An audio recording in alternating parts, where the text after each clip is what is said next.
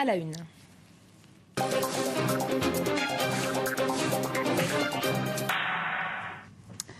Bonjour à tous et bienvenue à la une. Ce mardi est une journée où tout peut basculer en Égypte. Le pouvoir du président Moubarak semble plus fragilisé que jamais. Malgré ses concessions, l'opposition continue à manifester et espère mobiliser aujourd'hui 1 million de personnes. Quant à l'armée, soutien traditionnel du Raïs, elle se dit aux côtés du peuple et a annoncé qu'elle ne tirerait pas dans la foule. Peut-on s'attendre à un changement de régime? Comment peut réagir le président égyptien au pouvoir depuis presque 30 ans? Pour en parler avec nous en plateau, Qatar Aboudiab, enseignant en relations internationales à l'université de Paris 11. Merci beaucoup d'avoir accepté notre invitation. Alors, on dit que l'armée détient la clé de ce qui va se passer. Elle a annoncé hier dans un communiqué qu'elle considérait les revendications des manifestants comme légitimes. Comment est-ce qu'on peut interpréter cette annonce ? C'est sûr que l'armée détient la clé de tout ce qui se passe actuellement, surtout cette armée, c'est elle qui est au pouvoir effectivement depuis 1952. Il y a toujours l'aile civile, la direction civile représentée par Moubarak, qui est un ancien aussi de l'armée, mais en même temps il y a le peuple, il y a une grande dynamique qui a été quand même déclenchée. On assiste à ce qui ressemble à des promesses d'un printemps démocratique arabe à partir de la Tunisie. Pour l'Égypte, il y a aussi les considérations extérieures qui jouent un rôle dans les changements. Pour cela, l'armée prend des positions équilibrées. Et l'armée ne tire pas sur le peuple, elle est du peuple. L'armée part des revendications légitimes, mais entre la reconnaissance des revendications légitimes et l'alignement sur le mouvement de la contestation, il y a aussi une distance. Pour cela, les communiqués d'Omar Suleiman sur les dialogues avec l'opposition, sur les réformes politiques et surtout la dissolution du Parlement égyptien vient après les communiqués de l'armée. Je pense quand même jusqu'à maintenant, la direction ou les pyramides de pouvoir égyptien est unifié et le président Moubarak s'apprête à quitter le pouvoir, à mon avis, d'une ère à une autre, mais ça signifie qu'il y aura un changement dans le régime, mais pas un changement de régime. Alors, ça voudrait dire aussi que l'armée serait prête à lâcher le président Moubarak pour sauver ses propres intérêts actuellement? Pour sauver le pays surtout. Je pense que Moubarak, les gens ont dit à Moubarak assez kifaya. Il y avait un mouvement depuis 2004 et il n'a pas entendu tout ça. Il a tenté aussi de faire passer son fils dans des dynasties républicaines qui ont commencé dans le monde arabe avec Bachar al-Assad en Syrie en 2000 lors du décès de son père. Donc ce style, le peuple égyptien ne veut pas de ce style. Les vents de la révolution arrivent. L'armée ne peut pas être contre le peuple, mais ne peut pas sacrifier toutes les autres considérations pour l'Égypte. Donc c'est un jeu critique et délicat. Et d'ici à la fin de la semaine, on pourrait voir plus clair en Égypte. L'armée, dit-on, est un acteur économique essentiel. Est-ce qu'elle essaierait de sauver en dehors du peuple égyptien? Ce serait aussi tout simplement son rôle en tant qu'acteur économique? Oui, l'armée, c'est pas seulement l'acteur économique. L'armée, c'est un grand acteur politique qui est toujours derrière les coulisses.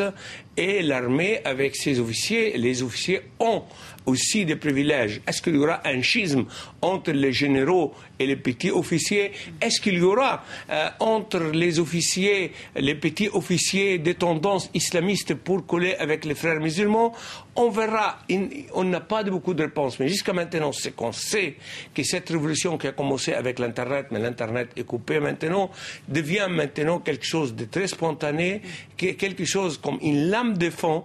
Et je pense que l'Égypte change, le monde arabe change, et avec ces changements, on va attendre aussi à d'autres pays. Car là, on a pensé à un moment donné, à l'exception tunisienne, non, maintenant on constate bien que ça a commencé partout. Alors revenons à l'Égypte, vous disiez que d'après vous, Moubarak à un moment donné va céder, va partir. Quel sera l'après-Moubarak? Est-ce qu'on peut envisager déjà un scénario, par exemple le vice-président Souleymane? Oui, c'est ça. Le vice-président Omar Suleiman, avec ses premiers ministres, qui est aussi intègre parmi les militaires, ils sont les deux ici de l'institution militaire, vont proposer à l'opposition, aux contestataires, de conduire une période transitoire. Et ce que les États-Unis parle lorsqu'elle parle d'une transition en douceur, mais à condition de faire des élections libres pour le Parlement, des élections présidentielles aussi libres. Est-ce que l'armée est capable de diriger des élections transparentes? Est-ce qu'il y aura vraiment un arbitrage démocratique en Égypte ou non? On verra. Pour le moment, les questions restent un peu suspendues, mais on se dirige vers le départ de Moubarak et vers la prise du pays par l'armée d'une façon provisoire afin de conduire une période transitoire.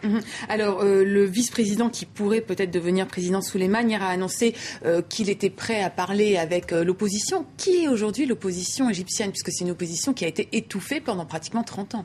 Oui, c'est une opposition qui est étouffée. Il y a toujours l'opposition officielle que le pouvoir a toujours reconnue, des partis historiques comme le parti Al-Wafd libéral qui a été sous le roi, les partis de gauche, les rassemblements progressistes. Il y a le mouvement de 6 avril, il y a Mohamed Al-Baradei maintenant, mais il y a surtout les frères musulmans. Et Omar Souleymane lui-même était toujours convaincu de la nécessité de faire participer à une dose donnée les frères musulmans dans le pouvoir. Et lorsqu'on voit Sadat, comment il a islamisé le pays, l'armée toujours a gardé des liens avec les frères musulmans. Beaucoup de hauts officiers de 1952 venaient de rang de frères musulmans. Donc c'est possible aussi de faire un certain compromis pour faire passer le pouvoir d'une façon douce et que les frères musulmans soient dans cette configuration. Alors une dernière question, vous parliez des frères musulmans, certains craignent leur arrivée potentielle au pouvoir et en particulier Israël qui craint un scénario en fait à l'iranienne avec les Américains qui lâcheraient Moubarak et avec une islamisation très rapide de la société égyptienne. Est-ce que pour vous ce scénario est C'est sûr, la société égyptienne est plus religieuse que la société tunisienne. Il y a mais quand même 8% des chrétiens en Égypte. Il ne faut jamais oublier ça. Et il y a aussi d'autres divisions régionalistes. Mais les frères musulmans, oui, s'ils parviennent, je ne pense pas qu'ils parviennent tout de suite, peut-être plus tard, à prendre le pouvoir en Égypte, ce serait un changement plus important que celui de l'Iran. L'Iran est chiite, les chiites ne représentent que 10 à 12% des musulmans à travers le monde. Si un islamisme politique militant prend le pouvoir en Égypte, les visages de l'Orient changent, les relations entre l'Orient et l'Occident changent, et pas seulement par rapport à Israël. On n'est pas là, mais peut-être c'est printemps démocratique arabe. Suppose le passage par la transition ou par la parenthèse islamiste, est-ce que ces islamistes seraient comme les islamistes turcs, des conservateurs, en tout cas, c'est ce qu'ils prétendent, des conservateurs pragmatiques, ou s'ils restent sur leur position? Pour le moment, les frères musulmans refusent qu'une femme ou qu'un chrétien copte soit candidat à la présidence de la République. C'est-à-dire ils sont plus ou moins les ennemis de la démocratie qui vont profiter de la démocratie. Si les frères musulmans ne clarifient pas aussi leur position, ils seront comme l'ex-fils en Algérie. L'ex-fils en Algérie n'a pas réussi à tenir le pouvoir et les frères musulmans n'arriveront pas s'ils ne changent pas leur position.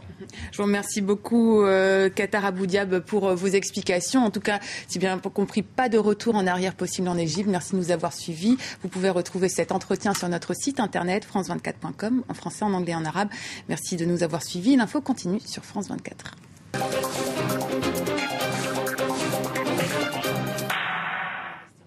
L'Égypte, dont il sera question dans quelques instants dans un tout nouveau journal présenté par Arnaud Rivoire. Nous serons notamment en direct avec notre correspondant au Caire, Gallagher Fenwick. À tout de suite.